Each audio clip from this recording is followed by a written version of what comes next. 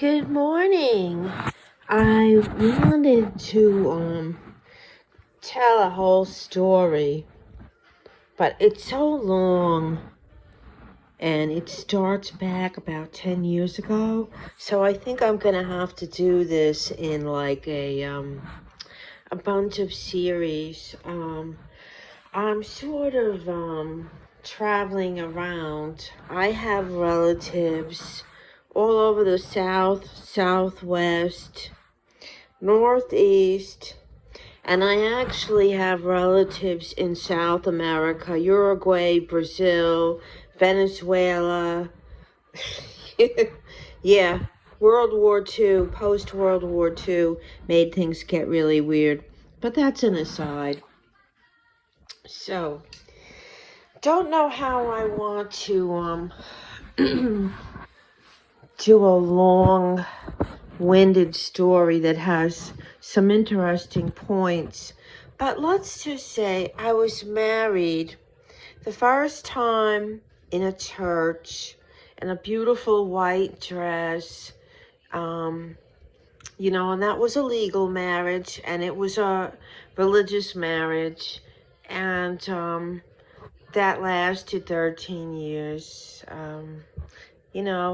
To a very handsome man, a good provider, good father to our two children, old-fashioned, the whole thing.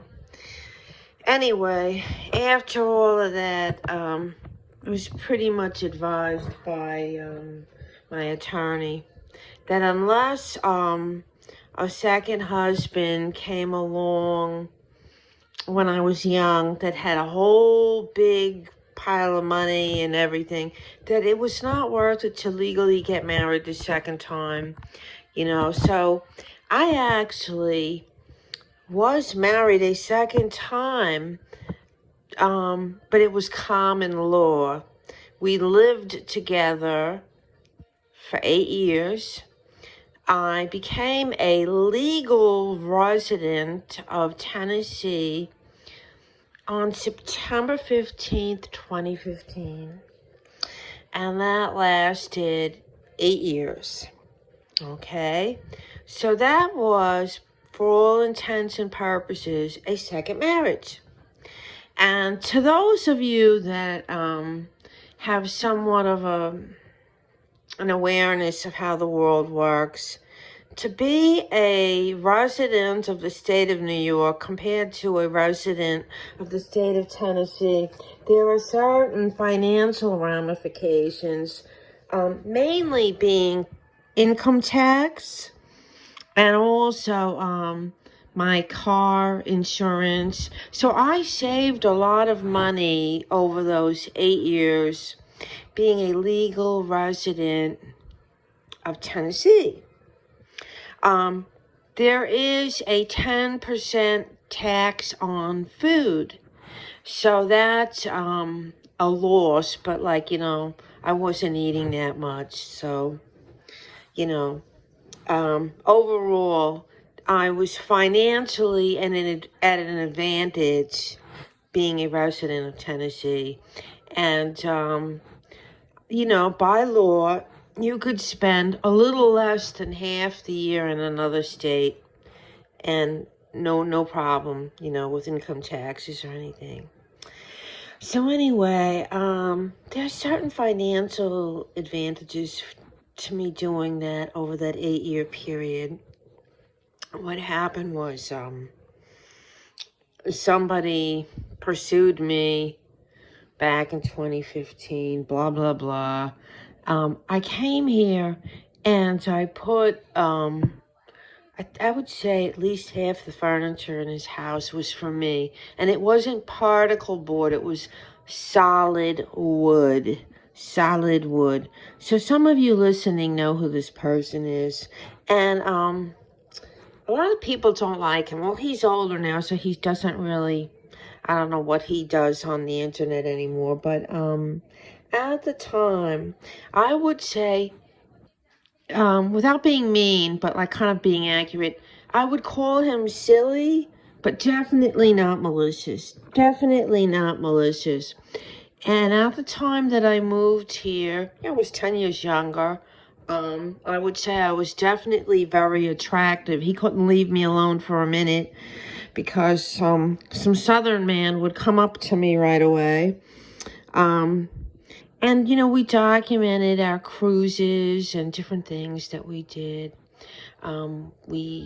We weren't into gambling, but we used to take casino trips, whatever. Now, I'll tell you about this man's character. He could be silly.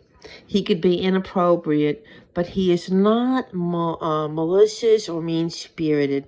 But I found him to be very gullible and naive and easily manipulated. And not by me, but by other people. And so I remember, it was before the pandemic, I remember coming down the stairs and standing at the bottom of the stairs. And at this point, he was obsessed with doing all these parodies about this man that went by the name Elvis. And it got to be a bit much, and I was getting really fed up with it. And I kept telling him, because he was spending so much time on the internet and on the computer doing all this nonsense, that it was affecting our relationship. And I remember thinking, oh God, please. And just as I'm coming down the steps, he starts talking about another man, Coates. And I knew nothing about this man, and he wanted to show me. And I said, no. I don't want to see it. I don't want to know about it. I put up with enough crap with this Elvis guy. Now you want to show me this other guy? No. And I remember being really pissed off, and him sitting there very gleefully laughing and giggling about this. And I felt like I was with one of my kids when they were 5 years old. And at this point, I was ready to go back to New York for like a 5.5-month visit. So you could call me a snowbird. Okay. So I was just like, oh, let him have his fill while I'm away. And then when I get back, blah, blah, blah. But I'm not putting up with this shit, pardon my French, while I'm under this roof, And, okay, I remember that one incident with the staircase. So, around this time, where Elvis came on the scene, and even before Elvis, there was this Troy Reed guy that had this do-it-yourself world, off-grid thing, blah, blah, blah. Around this time, this man showed up, and I didn't like him. My New York spidey senses immediately knew that this man was toxic. I'll call him Mr. Clean. And if you know who Mr. Clean is, it's a fictitious cartoon character of a bald man for a cleaning product. I don't know if they even have Mr. Clean anymore, if they use that picture or whatever. So Mr. Clean was, just had a very dark, toxic air about him. He was very braggadocious. I felt he was very toxic. And he sort of weaseled his way into my second husband's life. And I also argued quite a bit about this man's involvement, because it really was putting a wedge in our relationship, because Mr. Clean was Machiavellian and manipulative. And so anyway, I ended up being stuck in New York during the time of the plague. And I recall Mr. Clean was working on these projects that was keeping the second husband occupied. So I didn't put much stock in it, and I felt that Mr. Clean was trying to put a wedge, like manipulating. And he sent an old used laptop, to the second ex-husband to help him do work because they were collaborating, blah, blah, blah. And being a New Yorker, I'm highly suspect. And I said, how do you know that that laptop is not loaded with like spyware and bloatware and adware and all that crap? I wouldn't use it. And he said, oh, it really doesn't work. I like my desktop. I can run more on it or whatever. And so the second ex-husband was doing a lot of stuff with cartoons and parodies. And Mr. Clean had convinced the second ex-husband that they were going to make it big, and they were going to get like a TV show or a movie, kind of like Jackass, the movie, or some kind of, thing going with this group of people, and that they were funny people and blah, blah, blah. Now, right around the time that Mr. Clean came onto the scene, all I had was this small little, I call it girly channel with like, hair and makeup. They didn't even have live streaming back then. So there was hair and makeup and cooking and, here's my cat and here's a recipe. And towards the end of that time, I started in 2010. So around 2014, 2015, they started having affiliate sales. And then I think people started getting a little bit more disingenuous and commercial. But YouTube was now finding ways to make money off of people.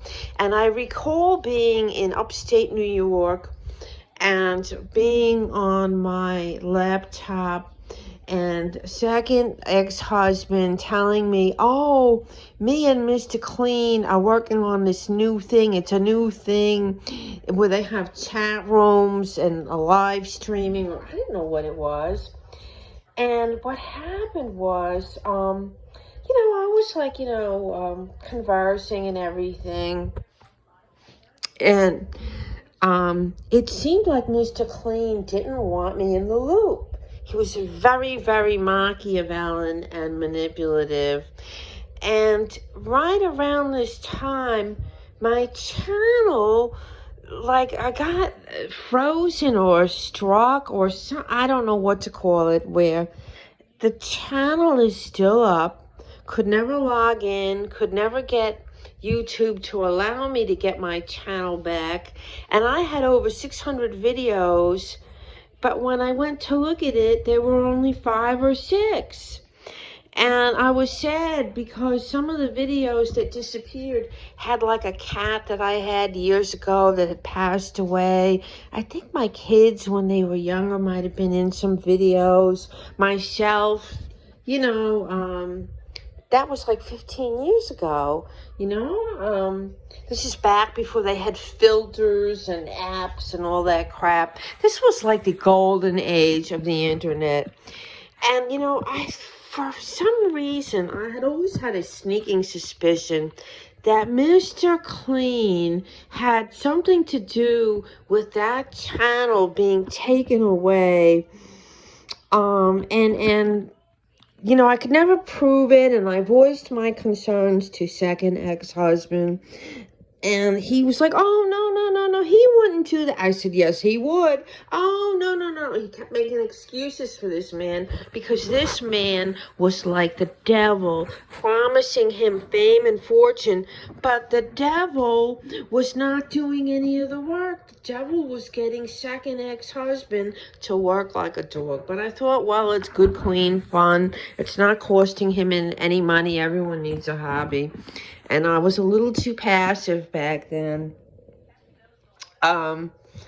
And I can never prove it, but I do believe that this person was behind it. And because of that happening, I would like, back then I was just kind of, things were different and I was naive and passive. I tried to see if I could have like a second YouTube channel. And I was like, I didn't have that many emails. And I said, I'm not uploading anymore. I'm just like watching stuff.